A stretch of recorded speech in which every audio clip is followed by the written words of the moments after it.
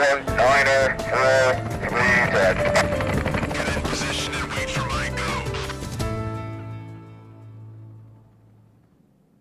Hello, I'm Jackie West, and welcome to Wednesday's edition of the PE Crime Blotter. We begin with crime headlines. A man trying to attack police with his car in Colton was shot and killed on Wednesday. Investigators say it all began around 1:30 in the morning when two officers in separate patrol cars tried to pull over a Honda Accord. This after a license plate check showed that the car had been stolen recently in the high desert. Now, few details were released, but what investigators say is that the driver assaulted one of the officers with his car, and that is when the other officer shot the driver and killed him. The driver did die at the scene. His identity has not been released. Two men were shot to death Tuesday afternoon along a busy San Bernardino street. Police say it happened just before 3 o'clock in front of a duplex. One of the men lived in the duplex, the other was just visiting.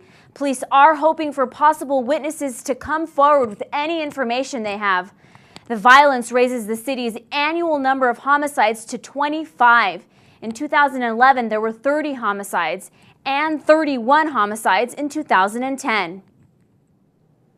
It is now time for our in-depth segment. Today we are discussing the case of a Riverside woman who was shot to death on June 30th on the east side.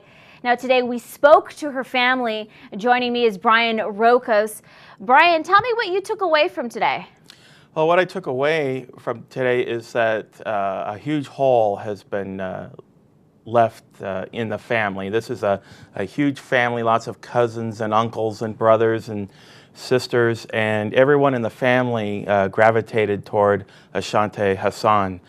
She was described as the best aunt, not just a family member, but a good friend. When people would go over to visit her brother, Daryl Coles, they'd wind up hanging out with her instead.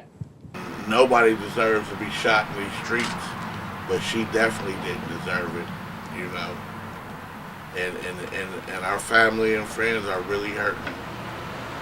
She was the type of person that, like I say, when you met her, you had to love her, you know, because she had a smile that just made you want to smile. Now, do they know, have police given them any new information since the shooting on June 30th? Do they know anything else? No, all they know from the police is that Ashante had picked up some tacos from a restaurant and was bringing them over to a cousin's house on Prospect Avenue. A car pulled up and she was shot multiple times right in front of the cousin's house. We haven't heard anything about any leads or any suspects.